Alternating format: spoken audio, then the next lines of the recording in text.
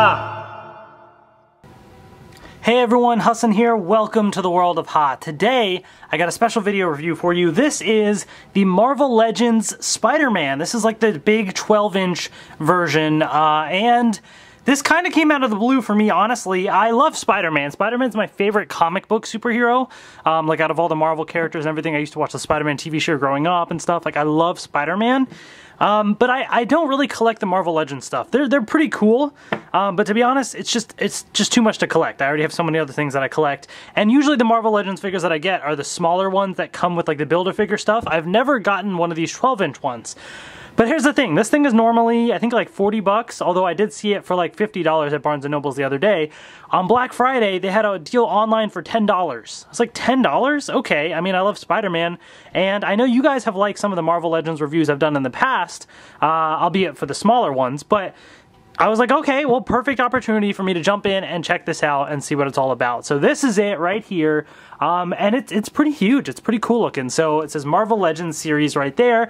As you can see, it comes with a couple of alternate hands, as well as two different heads right there as well. So that's really cool. I'm definitely excited to have this figure and pose it and stuff. So as you can see the figure right there. It's got this nice kind of like shine to it, almost like a holographic image all around the box, not just on the sides, but on the back of the box as well. So right here you have a picture of the Spider-Man figure swinging like that, and the back of the box right there, boom. Some poses may require additional support, so like for some of these, you know, you may have to use stands and different things to kind of have them pose like that, but obviously there's lots of different things that you can do with it. So I'm definitely really excited about this figure. So yeah, without further ado, let's get this open and take a look.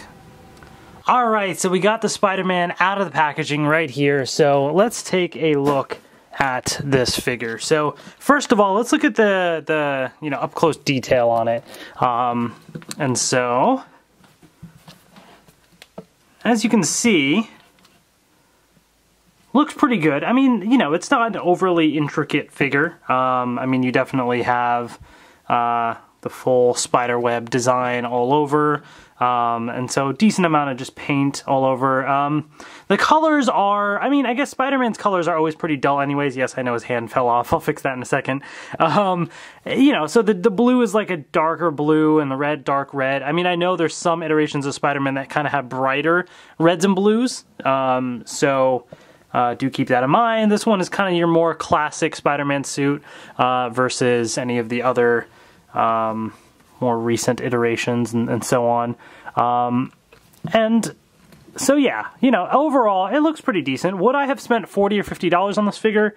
No, I wouldn't have. I love Spider-Man, but I don't love Spider-Man that much to spend that much on one figure like this. But for 10 bucks, yeah, totally. Totally looks pretty cool.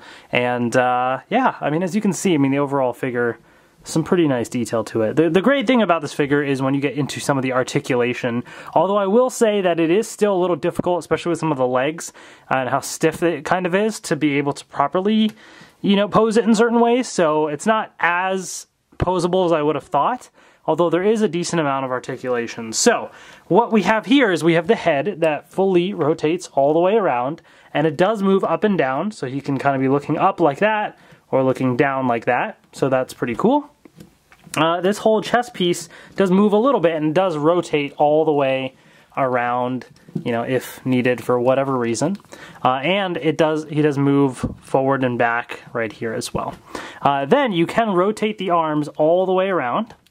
They do also move in and out a little bit, so that's nice. Then this piece right here does fully rotate. And this arm, there's a double joint right here, so you can bend it double like that if you need to. And it is really stiff at first, so you just kind of have to be a little careful with it, and if you're trying to pose it a certain way. And then the hand does rotate all the way around and forward and back a decent amount as well, so you can get some good articulation. Both arms are kind of the same there. With the legs, this piece right here doesn't rotate fully, but it does move up and back a decent amount, and it can move side to side that much. This whole part of the leg, though, does rotate, as you can see, and it does have double joints at the knee, so you can do, you know, that if you need to. Okay. The actual red boots here do rotate around. then the foot does move up and down quite a bit, as you can see. And it also, let me get it flat again, rotates all the way around as well. So depending on what pose you're in, you can rotate the foot kind of all the way around and do all sorts of funky poses like he broke his foot. And this front part as well does fold up and down. So decent amount of articulation there in the foot. Now, for the other feature of this thing is you can swap out the face and the arms as well, or the hands rather. So it's pretty easy to do. You just sort of pop it right out just like that. And a couple times, like this one in particular, is a little looser, so it doesn't like completely fall out, but if I were to shake it hard enough or really pull at it, like it'll come off. So, which is kind of good, I guess, because it doesn't feel like I'm gonna break it every time I do it, kind of like how SH figure arts are. Those I never liked swapping out the pieces because I always felt like I would break it every time. This feels a little bit more solid than that. So, you know, if I wanted to pose them like that with the fists, you know, I can do that. And then the head as well does pop off. So you just pull it off just like that. And you have two different heads, as you can see. So I'll just pop on this one right here. And we now have Peter Parker right here. So there is what Peter Parker looks like, I guess. Doesn't really look like any specific iteration that I'm used to, so maybe he's based off of a certain one, but he looks a little older than what I've kind of seen him as, so I don't know, but he is what he is, I guess.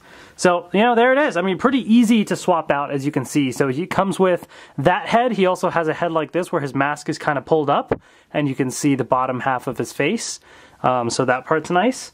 And in addition to the ones where he's kind of going like this to shoot out his spider webs, you also have two open hands just like this, basically. Okay? So you also have those ones as an option as well. So that's pretty nice. So again, you could really pose this thing and have all sorts of different you know, types of poses. Like if I wanted to, what the back of the box shows is one of them, is if I put this one on here, I'm trying to pop on this head with the camera in front of me. It's a little difficult. I'm gonna just do this off camera for just 1 second here. And okay, it's popped on. So it kind of shows like a pose, almost like this, and he's kind of grabbing at the mask. Oh, and his hand's off. I was like, what happened to his hand? Yeah, so this hand does seem to pop off a little bit more easily than the other ones that I have. Kind of like that.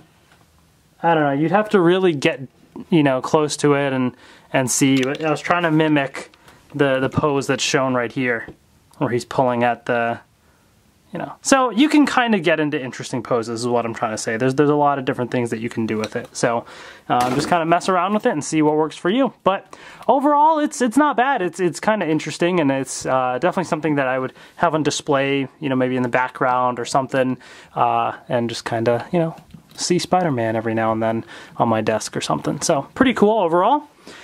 So if you are a fan of Spider-Man, I would probably recommend finding this figure if you can get it on sale. I don't know that it's necessarily going to be worth the full price unless you're just a die-hard Spider-Man fan.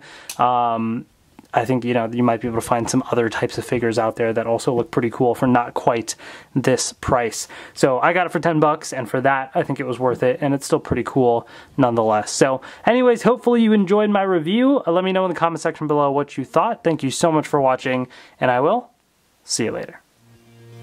Hope you enjoyed my review of the Marvel Legends series Spider-Man. Let me know in the comment section below, are you excited about Avengers Infinity War? Because we know Spider-Man's going to be in there, and his new suit looks different than this, but it looks pretty cool. I am really, really excited for that movie. Also, there's an animated Spider-Man movie called Spider-Man Into the Spider-Verse. I just saw the trailer for it, and it looks incredible also. So it's a good time to be a Spider-Man fan, I think. I'm really excited about all of that. I mean, the Marvel Cinematic Universe has been great, so Infinity War, of course, is going to be really cool. But the animated Spider-Man movie looks pretty sweet as well. I think the main Spider-Man is Miles Morales, but they got a whole bunch of other ones in there too. So definitely exciting to see. Let me know in the comment section below if you guys are excited about those movies also. Thank you so much for watching, and I will see you later.